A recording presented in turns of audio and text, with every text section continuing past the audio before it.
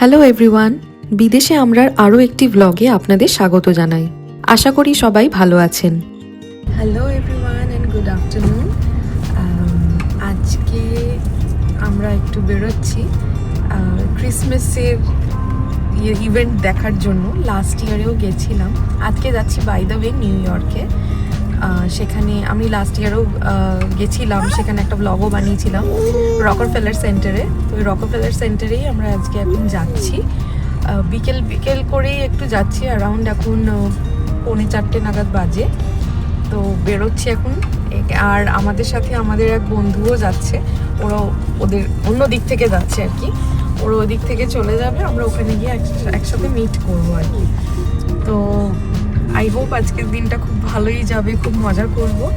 আর আপনাদেরকেও সাথে নিয়ে যাব, পুরো দেখাবো কীরকম কি হচ্ছে এই বছরের রকফেলার সেন্টারের ওখানে। আর ঠান্ডা মোটামুটি আজকে আছে, তো আনুপাতিক আজকে একটু কম। তো ওই ওয়েদারটা দেখেই অ্যাকচুয়ালি আজকে আমরা প্ল্যান করেছিলাম যে নিউ ইয়র্কের দিকে যাব। বছরের এই সময়টার জন্য পুরো বছর ওয়েট করে থাকি আমরা। আমাদের দুর্গাপুজো যেরকম মেন উৎসব, সেরকম এখানে হচ্ছে ক্রিসমাস। এই সময়টায় হাওয়া বাতাসটাতেও যেন উৎসব গন্ধ থাকে।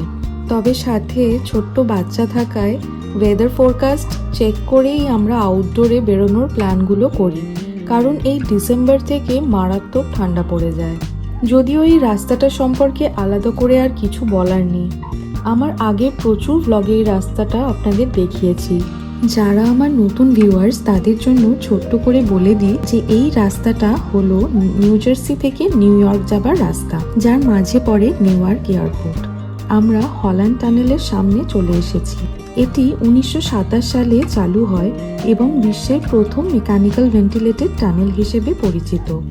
এই পুরো টানেলটির দৈর্ঘ্য 8,371 ফিট, যা হাডসন নদীর নিচ দিয়ে নিউ জার্সি ও নিউ ইয়র্ককে যুক্ত করে। এই আমরা নিউ ইয়র্কে ঢুকে পড়লাম। নিউ ইয়র্ক সিটিতে গাড়ি চালানো মানে হলো ব্যস্ত রাস্তা, দ্রুত সিদ্ধান্ত আর অসংখ্য পথচারী, সব মিলিয়ে এক অনন্য অভিজ্ঞতা। শহরটি প্রাণবন্ত হলেও ট্রাফিক, পার্কিং আর নিয়মকানুনের কারণে ড্রাইভিং অনেক সময় খুব চ্যালেঞ্জিং হয়ে ওঠে। আমরা এখন ব্রুকলিন ব্রিজের নিচে দিয়ে যাচ্ছি। নিউ ইয়র্ক সিটির রাতের আলো যেন এক জাদুকরী দৃশ্য, যেখানে আকাশ ছোঁয়া বিল্ডিংগুলো তারার মতো ঝলমল করে আর শহরটা নিজেই এক আলোকমালা হয়ে ওঠে। এই ক্রিসমাসের সময় গোটা শহর জুড়ে আলো, ভিড়, উত্তেজনা আর উৎসবের এক দারুণ মিশ্রণ হয়ে ওঠে। আমরা গাড়িটা পার্কিংয়ে রেখেই এবার বেরিয়ে পড়ব। ভিড়ের কারণে অনেক রাস্তাই বন্ধ থাকে, তাই যতটা সম্ভব হেঁটে ঘোরাটাই বেস্ট অপশন এখানে। প্রথমেই রাস্তায় পড়ল সেন্ট প্যাট্রিকস ক্যাথিড্রাল, যেটা 5th অ্যাভিনিউ নিউ ইয়র্কে অবস্থিত।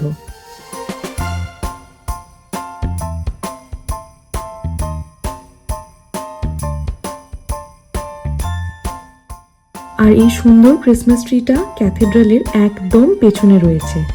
এটা দ্য লটি নিউ ইয়র্ক প্যালেসের ক্রিসমাস ট্রি। রাস্তায় কিরকম ভিড় দেখুন, চারপাশটা একদম গমগম করছে।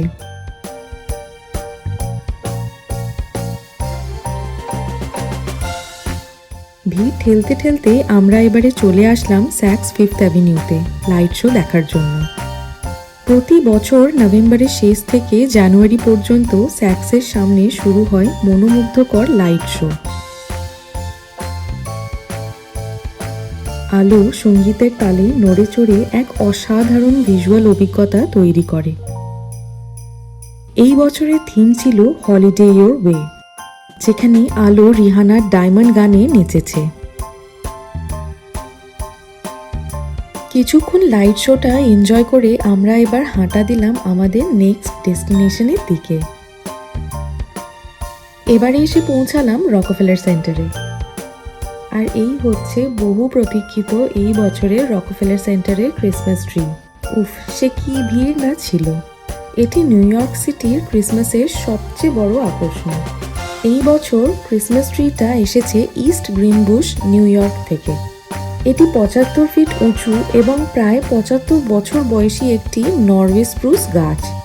এই ট্রিয়ের নিচে রয়েছে দ্য রিংয়ে আইস স্কেটিং করার ব্যবস্থা। চলুন কাছ থেকে সেটা দেখাই।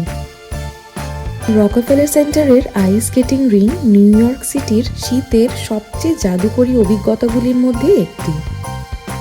ঝলমলে ক্রিসমাস ট্রি, চারপাশে সোনালি আলো আর উৎসবের সুরের মাঝে এই আইকনিক রিংয়ে স্কেটিং করা যেন সিনেমার দৃশ্যর মতো লাগে।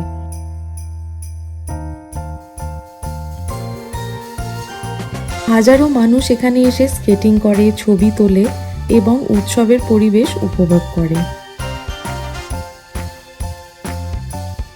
বড়দের সাথে সাথে বাচ্চাগুলো এখানে ক্রিসমাস ভাইবে যে কি মজা করছে কি বলবো। প্রতি বছর ডিসেম্বরের শুরুতে এই রকফেলার সেন্টারে লাইটিং সেরিমনিটা হয়, যা পুরো আমেরিকা জুড়ে টেলিকাস্ট হয়। গাছটি সাধারণত 70 থেকে 80 ফিট উঁচু হয়, তাই দূর থেকেও দেখা যায়। 50,000-এরও বেশি এলইডি লাইট আর শীর্ষে স্বরস্কির তারা গাছটিকে আরও রাজকীয় করে তোলে। উৎসবের শেষে গাছের কাঠ হ্যাবিটেট ফর হিউম্যানিটিকে দান করা হয়, যা দিয়ে ঘর তৈরি হয়। একটি সুন্দর মানবিক উদ্যোগ।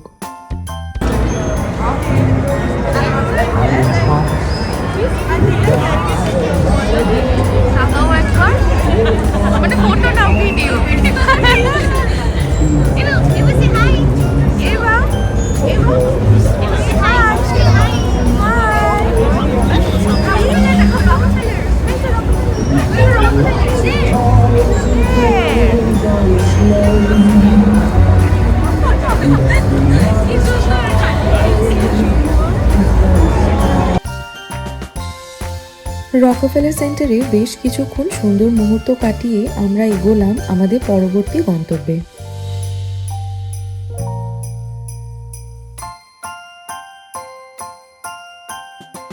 বছরের এই সময়টায় দেশের মানুষ ছাড়াও প্রচুর পর্যটকের ভিড় হয় এই নিউ ইয়র্ক সিটিতে ক্রিসমাস লাইট দেখার জন্য।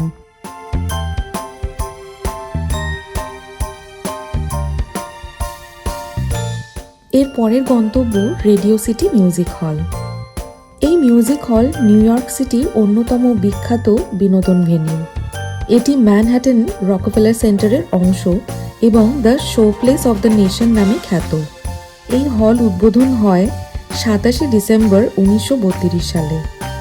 রেডিও সিটি মিউজিক হলের সবথেকে জনপ্রিয় অনুষ্ঠান হল Christmas spectacular stirring the Rockets, যা প্রতি বছর নভেম্বর থেকে জানুয়ারি পর্যন্ত চলে এবং হাজারো দর্শক আকর্ষণ করে।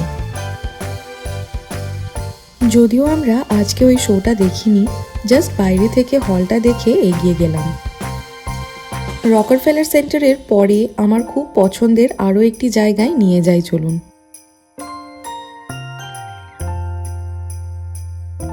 এবারে আমরা যাচ্ছি জায়ান্ট রেড অর্নামেন্টস দেখতে। নিউ ইয়র্ক সিটির ক্রিসমাস সাজসজ্জার মধ্যে জায়ান্ট রেড অর্নামেন্টস সবচেয়ে আইকনিক ও ফটোজেনিক আকর্ষণগুলির মধ্যে একটি।